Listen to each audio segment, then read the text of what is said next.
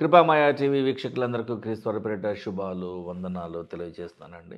Bible అంతటినీ ప్రకటించాలని, బైబిల్లో ఉన్నటువంటి 66 పుస్తకాలలో ఉన్నటువంటి ప్రాముఖ్యమైన విషయాలన్నిటినీ కూడా మీకు వివరంగా వివరించి చెప్పాలని, లేఖనాధారాలతో చెప్పాలని, ఈ విధంగా సువార్తను ప్రకటించాలని దేవుని ద్వారా ఒక అవకాశము పొందిన వారమై 2021 సంవత్సరము జనవరి 1వ తేదీన వాక్య వ్యాఖ్యానము అనేటువంటి శీర్షిక పేరుతో ఆదికాండము 1వ అధ్యాయం నుండి మొదలు పెడితే ఇప్పటికి 2 సంవత్సరాలు అయిపోయి 2024 జనవరి 14వ తారీఖున ఉన్నాం. ఈ 14వ తారీఖుకు మేము మొదటి 4 పుస్తకాలలో ఉన్నటువంటి ప్రాముఖ్యమైన విషయాలన్నిటిని కూడా వివరించేసి 5వ పుస్తకమైనటువంటి ద్వితీయోపదేశ కాండములో 19వ అధ్యాయానికి వచ్చే వరకు 636 సెర్మన్స్ చేసేసి ఇది 637వ సెర్మన్గా చేస్తున్నాం.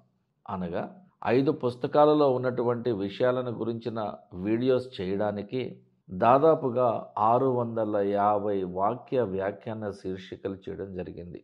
కొంచెం అతిశయోక్తి కాదు, కానీ గర్వంగా చెప్పుకుంటున్నామండి.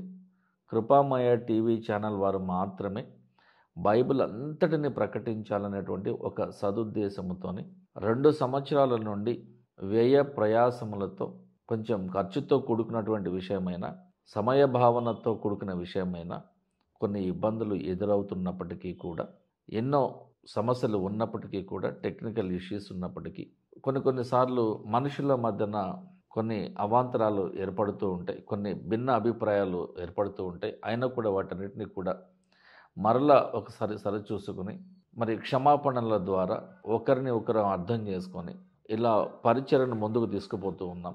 మాకంటూ ఒక సంఘము లేకపోయినా ఎంతోమంది వీక్షకులను మేము సంపాదించుకుంటూ ఉన్నాం. వీలైనంత మందికి బైబిల్ అంతటిని కూడా ప్రకటించేటువంటి గొప్ప భాగ్యాన్ని మేము పొందుకున్నామన్నటువంటి ఒక గొప్ప నమ్మకంతో, ఆశతో ముందుకు వెళ్తూ ఉండగా మా పరిచర్య నిమిత్తమై మీ ప్రార్థనలలో కొన్ని క్షణాల పాటు జ్ఞాపకం చేసుకున్నాండి. ఈ పరిచర్య, దేవుని పరిచర్య ముందుకు పోవాలని, అది మేము చేసిన, మరే ఇతర యూట్యూబ్ ఛానల్ వారు చేసిన, సంఘం వారు చేసిన, సువార్థికులు చేసిన, సంఘ కాపరులు చేసిన, ప్రసంగికులు చేసిన, పరిచారకులు చేసిన, అది ఏ ప్రసంగమైనా, ఏ సభ అయినా, ఏ కార్యక్రమమైనా, ఏ ప్రార్థన అయినా, ఏ జ్ఞాపకార్థ కూడిక అయినా సరే, వారి గురించి దేవుని పరిచర్య సజావుగా చక్కగా జరగాలని, జరిగింపబడాలని, దేవుని పరిచర్య బాగుండాలని ప్రార్థించండి. అయితే ఆల్ నైట్ ప్రేయర్స్ పేరున, 100 రోజుల పండుగ పేరున, ఫలానా సమాధుల పండుగ పేరున చేస్తున్నటువంటి దిక్కుమాలిన ఆరాధనలన్నీ కూడా దేవునికి నచ్చనివి. కొన్ని బడా సంఘాలు ఉన్నాయి. 3-4 సర్వీసులు జరుగుతాయి. 3-4 సార్లు ప్రతి ఆరాధనలో, ఒకసారి కాదు 2-3 సార్లు, ప్రతి ఆరాధనలో బిగినింగ్లో ఒకసారి, మధ్యలో ఒకసారి, చివరిలో ఒకసారి, 3 సార్లు అర్పణలు పడతారు. మరి ఈ అడుక్కోవడం గురించి చూడండి మీరు. ఈ రోజున క్రీస్తు లేకుండా, క్రీస్తు బోధ చేయకుండా, క్రీస్తు చేసిన బోధ చెప్పకుండా, క్రీస్తు బోధను అనుసరించకుండా, క్రీస్తు యొక్క లక్షణాలు లేకుండా, క్రీస్తు స్వభావం లేకుండా, క్రీస్తు సన్నిధి లేకుండా క్రైస్తవ ఆరాధన కార్యక్రమాలు జరుగుతున్నాయి. ఆరాధన జరగట్లా, క్రైస్తవ ఆరాధన పేరిట కార్యక్రమాలు నడుస్తున్నాయి. ఈ దిక్కుమాలిన కార్యక్రమాలు దేవుడికి అవసరం లేదు. అబద్ధ సాక్ష్యం చెప్పడం తప్పు అని బైబిల్ చాలా స్పష్టంగా చెప్తున్నది. ద్వితీయోపదేశ కాండము 19వ అధ్యాయము 16-17లో ఇలా ఉన్నది.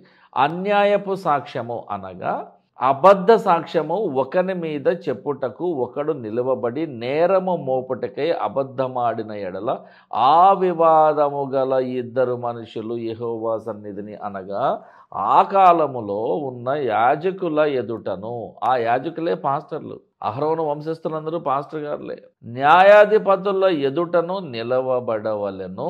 అప్పుడు అక్కడ సాక్ష్యం చెప్పాలి. ఎవడైతే యెహోవా సన్నిధిని నిలబడి అబద్ధ సాక్ష్యం చెప్తాడో వాడు వెంటనే చచ్చిపోతాడు. అబద్ధ సాక్ష్యము పలుకవద్దు. మనకి మోషే గారికి దేవుడు తన చేతి వ్రాతతో రాతి పలకల మీద రాసిచ్చినటువంటి ఆ ముఖ్యమైన ఆజ్ఞలలో ఒక ఆజ్ఞ ఉన్నది. నిర్గమకాండము 20వ అధ్యాయము 16వ వచనంలో అబద్ధ సాక్ష్యం పలకవద్దు అంటున్నాడు. ఇదే నిర్గమకాండము 23లో మొదటి మాట చూడండి, లేని వార్తను పుట్టింపకూడదు. It means you are not supposed to pass any false rumours. కాని మాటను పుట్టింపకూడదు. అన్యాయపు సాక్ష్యమును పలుకుటకై దుష్టునితో నువ్వు కలవకూడదు. మరి ఈ రోజున నల్లకోట వేసుకొని న్యాయమూర్తుల ఎదుట వీళ్ళందరూ చెప్పేది నిజమేనంటారా? గోవాలో మొన్న ఒక ఆవిడ భర్త మీద కోపంతో విడాకులు తీసుకున్నది.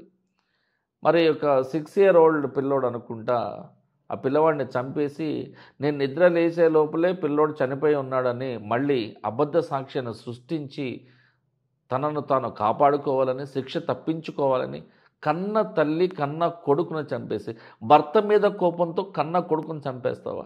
హత్య కానీ ఆత్మహత్య కానీ ఇవి పోలీసు వారి దృష్టిలో ఇది నేరము, సమాజం దృష్టిలో ఇది ఘోరము, కానీ దేవుని దృష్టిలో ఇది పాపము. ఈమెను న్యాయవాదులు అన్యాయవాదులుగా ఉంటూ అబద్ధ సాక్ష్యాలను ప్రవేశపెట్టి ఆమెను శిక్ష నుంచి తప్పించవచ్చు, ఆమె శిక్ష నుంచి తప్పించుకోవచ్చు. కానీ దేవుని సభ, న్యాయ సభ, అక్కడ నువ్వు దొరికిపోతావు. ఈ తప్పించిన వాడు, ఈ చంపింది ప్రతి ఒక్కడూ అక్కడ లెక్క చెప్పుకోవాల్సిందే, నరకంలో కాలిపోవాల్సిందే.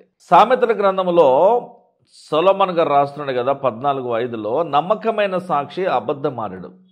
ఏమంటే ఒక ఆనెస్ట్ విట్నెస్ ఎవడైతే ఉంటాడో వాడు అబద్ధమాడడు. కోట సాక్షికి అనగా అబద్ధ సాక్ష్యం చెప్పేవాడికి అబద్ధాలంటే తేనె తిన్నంత మధురంగా ఉంటాయి. వాడి పెదాల అంచున అబద్ధాల పుట్ట ఉంటుంది. యేసుక్రీస్తు ప్రభువు మీద ఎన్నో అపనిందలు వేసి అభాండాలు మోపి అబద్ధ సాక్ష్యాలు చెప్పి ఆయనను శిలువ మరణానికి అప్పగించాలని చాలా ప్రయత్నాలు జరిగినాయి.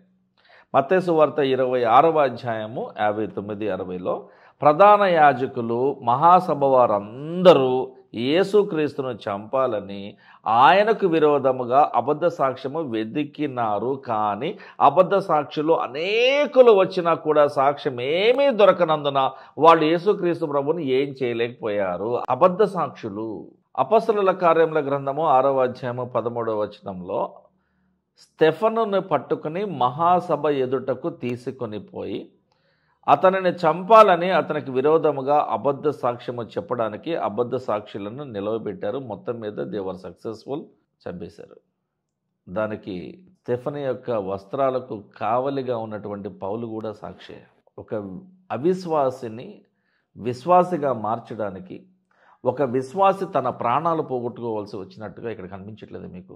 అవిశ్వాసిగా ఉన్నటువంటి పౌలు విశ్వాసిగా మారడానికి విశ్వాసిగా ఉన్నటువంటి స్టెఫను చనిపోవలసి వచ్చింది. క్షయమైనది అక్షయతను ధరించుకుంటే గాని అన్నట్టుగా ఆత్మీయముగా చావనయ్యున్న పౌలు జీవితాన్ని బాగు చేయడానికి దేవుడు స్టెఫనుకు శిక్ష విధించినట్టుగా నాకు కనిపిస్తూ ఉంటుంది. అబద్ధ సాక్షిని తీసుకొచ్చారు, అబద్ధ సాక్షిని చెప్పించారు, అతను ప్రాణం తీసేశారు. రాజుల మొదటి గ్రంథంలో మరొక సందర్భం ఉంటుంది చూడండి. 21:13 పనికి మాలిన 2 మనుషులు సమాజంలో ప్రవేశించి అతని ఎదుట కూర్చుండి అనగా యెజ్రెయేలు వాడైనటువంటి నాబోతు ఎదుట కూర్చుండి, ఈ నాబోతు దేవునిని రాజును దూషించను అని జనుల సమక్షమున నాబోతు మీద ఒక అబద్ధ సాక్ష్యము పలుకగా వారు పట్టణము బయటికి నాబోతును తీసుకుని పోయి రాళ్లతో కొట్టి చంపేశారు. ఆహాబు రాజు అతని భార్య అయినటువంటి యెజెబెలు ఈ రోజుకి కూడా నరకంలో కాలిపోతూనే ఉన్నారు. ఎప్పటిప్పటికీ కాలిపోతూనే ఉంటారు. ఇందులో ఎటువంటి మార్పు లేదు. అబద్ధ సాక్ష్యము సృష్టించి పుట్టించి చెప్పించి అతన్ని చంపించారంటే ఎంత దరిద్రం ఉండేది. మత్తయి సువార్తలో 15:19 అబద్ధ సాక్ష్యములు ఎక్కడి నుంచి వస్తాయో కేర్ ఆఫ్ అడ్రస్ చెప్తూ హృదయముల్లో నుండే వస్తాయట. అందుకని ఇర్మియా గారు తన గ్రంథంలో 17:9 రాస్తున్నాడు, హృదయము అన్నిటికంటే మోసకరమైనది, అది ఘోరమైన వ్యాధి కలది, దానిని గ్రహింపగలవాడు ఎవడు? యేసుక్రీస్తు ప్రభువును కూడా నిజం చెప్తున్నందుకు, సత్య సువార్తను ప్రకటిస్తున్నందుకు గాను చంపేశారు. అపోస్తలులందరూ నిజం చెప్పినందుకు ప్రాణాలు కోల్పోయారు. ప్రాణం మీదకి వచ్చినా సరే క్రైస్తవులు అబద్ధం చెప్పకూడదు, అబద్ధం ఆడకూడదు. ప్రాణం మీదకి వచ్చినా సరే క్రైస్తవులు అబద్ధ సాక్ష్యం చెప్పకూడదు, పొరపాటున కూడా అబద్ధాలు పలకకూడదు, అబద్ధాల జోలికి వెళ్ళకూడదు. ఏం జరిగినా సరే దేవా నీ చిత్తమే, ఆయన మీద భారం వేయండి. నీ మీద ఎవడైనా అబద్ధ సాక్ష్యం చెప్పినా అది చెల్లుబాటు కాకుండా ఆయన చూసుకుంటాడు. కానీ నువ్వు అబద్ధ సాక్ష్యం చెప్పేవాడిగా ఉండకూడదు. చిన్న ప్రార్థన.